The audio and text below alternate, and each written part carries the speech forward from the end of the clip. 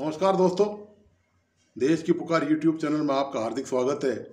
दोस्तों, इस वीडियो को आखिर तक देखें और इस यूट्यूब चैनल को लाइक सब्सक्राइब करना और प्लीज़ बेल आइकन दबाना नहीं भूलें।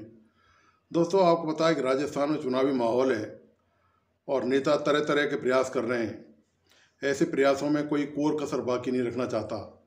चाहे वे धार्मिक आयोजन हो, चाहे सोशल आयोजन हो, राजनीतिक आयोजन हो, सामाजिक आयोजन हो, सांस्कृतिक आयोजन हो। कोई मौका हासिल, क्योंकि उनको पता है कि ये सब चुनावी माहौल है, तो इसके बहाने वोट बैंक किस तरह तैयार किया जाए और प्लस अपने लिए पार्टी में कैसे वातावरण का निर्माण किया जाए, यह दिखाने के लिए कि देखिए कि आप वो जो उन्होंने मन में सोच रखा है कि वो जिस पद के लिए या टिकट के लिए दावेदार हैं, ये दिखाने के लिए कि देखिए कितने लोगों की भीड़ आज भी उनके साथ है, ताकि पार्टी के ऊपर के लोगों को मैसेज आ सके कि उनमें अंदर दमखम है और दूसरे जो विरोधी हैं उनके, वो उनकी तुलना में कहीं नहीं है या बहुत कमज़ोर हैं। तो ऐसा ही एक प्रयास जो है वो पूर्व मुख्यमंत्री और भारतीय जनता पार्टी के नेता वसुंधरा राजे ने भी किया है। वसुंधरा राजे ने अलवर में एक धार्मिक आयोजन में शिरकत करी और शिरकत करने के दौरान उन्होंने जो बयान दिया, वो बयान अपने आप में बहुत कुछ कह जाता है। उस बयान के कई मायने, कई अर्थ हैं। उन्होंने बयान के जरिए कई कटाक्ष किए और अपने जो पार्टी में जो अपने गुट के जो विरोधी लोग हैं उन पर उन्होंने निशाना साधने का प्रयास किया है। दरअसल उन्होंने ट्विटर पे भी ये बयान दिया और ये कहा कि वे शिव भक्त हैं और शिव कथा सुनने आई हैं और शिव जी ने विष पिया था। तो उन्होंने कहा कि जीवन भी एक समुद्र मंथन की तरह है, इसमें विष भी निकलता है और अमृत भी निकलता है और कई बार ये विष पीना पड़ता है। तो उनका सीधा सीधा इशारा, उनका जो विरोध कर रहे हैं पार्टी के अंदरूनी तौर पर, दबे तौर पर, जो बिगर नाम लिए, नाम कोई किसी का नहीं ले रहा, ना वसुंधरा ने किसी का नाम लिया है, ना जो पार्टी के जो दूसरे लोग हैं उन्होंने वसुंधरा का नाम लिया है।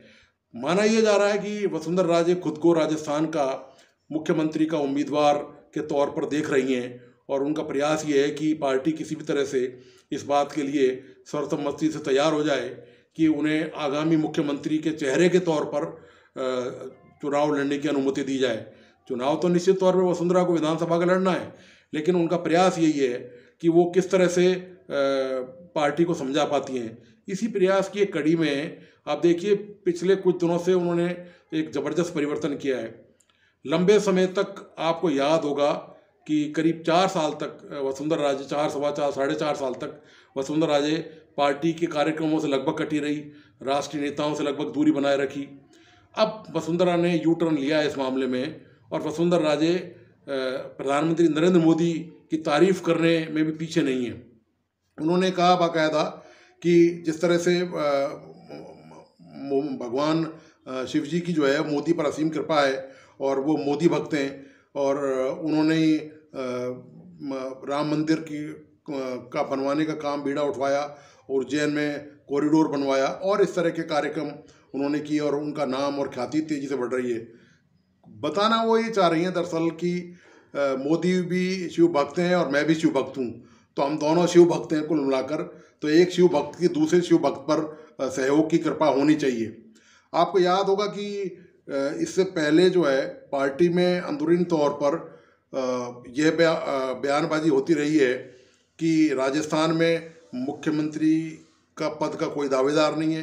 पार्टी किसी को आगे रखकर चुनाव नहीं लड़ेगी, ये लगभग सैद्धांतिक तौर पर तय किया गया है। और ऐसे ही बयान लगातार भारतीय जनता पार्टी के पूर्व प्रदेश अध्यक्ष सतीश पूनिया और अभी जो मौजूदा केंद्रीय जल शक्ति मंत्री हैं गजेंद्र सिंह, ये लगातार देते रहे कि पार्टी राजस्थान में प्रधानमंत्री के नाम पर ही विधानसभा का चुनाव लड़ेगी। और ये एक बार नहीं, दोनों नेताओं ने कई मौक़ों पर कई बार कहा है। तो दरअसल ये जो कहा है, और ये भी बात राजनीति में जो सब जानते हैं इस बात को, जो राजनीति के गलियारों में जो चर्चाएं रहती हैं उसमें इस बात का जिक्र अक्सर होता है कि वसुंधरा राजे की सतीश पूनिया से और गजेंद्र सिंह शेखावत से कभी बनी नहीं, इनसे राजनीतिक दूरियां पार्टी के अंदर इनकी हमेशा रही हैं। 5 साल तक सतीश पूनिया राजस्थान में पार्टी प्रेसिडेंट रहे और उनकी कभी भी जब भी कोई बड़े आयोजन हुए तो वसुंधरा राजे ने उनमें कभी भाग नहीं लिया और ना सतीश पूनिया ने उनको गंभीरता से इनवाइट भी किया। इसके अलावा वसुंधरा राजे ने अपना दमखम पार्टी के इतर दिखाने का जरूर प्रयास किया, चाहे वो अपना जन्मदिन समारोह, चाहे वो दूसरा समारोह। आपको याद होगा पिछले दिनों 12 में झालावाड़ के इलाके में कोटा संभाग में उन्होंने एक सभा का आयोजन किया था और उसमें करीब 5-6 MLA पहुंचे थे और काफ़ी लोग उसमें मौजूद थे। उनमें उनका सांसद पुत्र दुष्यंत भी मौजूद था। उस सभा को ये माना जा रहा था कि ये एक तरह से शक्ति प्रदर्शन का तौर तरीका है जो वसुंधरा अब ये दिखा रही है पार्टी हाईकमान को कि देखिए आज भी मेरे समकक्ष कोई नहीं है, मेरे आसपास कोई भी ऐसा नेता नहीं है जो इतनी भीड़ जुटा सकता हो, जो MLA का समर्थन ला सकता हो। हालांकि सारे विधायक भारतीय जनता पार्टी के उस सम्मेलन में शामिल नहीं हुए, क्योंकि बहुत सारे विधायक ऐसे भी हैं जो पर्दे के पीछे से वसुंधरा का समर्थन करते हैं, लेकिन वो बुरा किसी का नहीं बनना चाहते, वो सामने अपना फेस नहीं लेके आना चाहते, क्योंकि ऐसे में उनके टिकट पर जो है वो तलवार लटक सकती है। तो प्रयास इस तरह का वसुंधरा कर रही हैं, अपनी एक वसुंधरा राजे दूसरी छवि की तरह की एक छवि राजस्थान में बनाने की प्रस्तुत कर रही हैं। उनकी पूर्व छवि सब जानते हैं कि उनके जो तौर तरीके थे वो राशि थे। जब उन पर ये आरोप अक्सर लगते रहे पहले भी कि उन्होंने जब पहले वो मुख्यमंत्री रही हैं तो जो राजशाही, क्योंकि वो राजशाही राज परिवार से हैं, सिंधिया परिवार से बिलोंग करती हैं और धौलपुर राजघराने में उनका विवाह हुआ है, तो वो जो तासीर है उनकी वो ख़त्म नहीं हुई मुख्यमंत्री बनने के बाद। तो अब उस छवि में कहीं ना कहीं वसुंधरा राजे परिवर्तन करके ये मैसेज देना चाहती हैं पार्टी के अंदर और बाहर कि वो उपयुक्त उम्मीदवार हैं, मुख्यमंत्री की दावेदार हैं। अब सवाल इस बात का ये है कि पार्टी चूंकि कर्नाटक में चुनाव हार चुकी है भारतीय जनता पार्टी, तो राजस्थान में पार्टी क्या नया प्रयोग करेगी? क्या राजस्थान में वसुंधरा राजे को सामने रखकर या किसी दूसरे मुख्यमंत्री के उम्मीदवार को सामने रखकर पार्टी चुनाव के मैदान में उतरेगी? इसकी संभावना वैसे काफ़ी कम नज़र आती है, क्योंकि ऐसी स्थिति में ये काम पार्टी को टिकट वितरण से पहले करना पड़ेगा और टिकट वितरण से पहले किया तो निश्चित तौर पे पार्टी में गुटबंदी ज़बरदस्त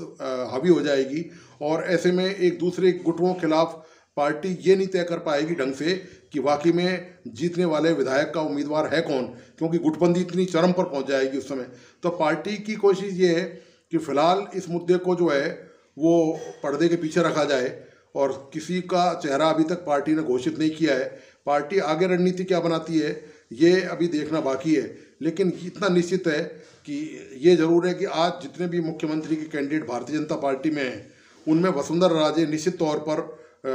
दमदार नेता हैं और उनका वजन दूसरे नेताओं की तुलना में ज़्यादा है। आप चाहे राजेंद्र सिंह राठौड़ को ले लीजिए या गजेंद्र सिंह शेखावत को ले लीजिए या सतीश पूनिया को ले लीजिए या जो मौजूदा प्रदेश अध्यक्ष हैं CP जोशी, वो भी कहीं ना कहीं इस कतार में हैं। और आप देखिए कि जब से CP जोशी अध्यक्ष बने, वसुंधरा उनके साथ भी उन्होंने भी मंच साझा नहीं किया है। कोई भी ऐसा बड़ा कार्यक्रम हो, कोई धरना प्रदर्शन हो जहाँ पर CP जोशी रहे हों, वहाँ उन्होंने अब तक पूरा खुलकर सहयोग इस तरह नहीं दिया हो। औपचारिक तौर पर बेशक वो शामिल रही हूँ। तो कुल मिलाकर ये जो सीन है ये यही बता रहा है कि वसुंधरा राजे ने अपने अंदर जो परिवर्तन किए हैं वे परिवर्तन शायद यही एक प्रयास और अंदाज़ा माना जा रहा है कि वो प्रबल दावेदार है मुख्यमंत्री पद की। अब देखना ये है कि उनका ये बदला हुआ जो रूप और स्वरूप है ये वास्तव में क्या दिखाता है, इससे उनको क्या हासिल होता है, पार्टी उन पर कितना भरोसा जताती है, राजस्थान में जो मुख्यमंत्री पद को लेकर अंदरूनी तौर पर खींचतान है वह कितनी शांत हो पाती है। तो दोस्तों, आपको आज का विश्लेषण कैसा लगा प्लीज़ अपने लाइक्स और कमेंट मुझ तक जरूर भेजिए और इस YouTube चैनल को लाइक करना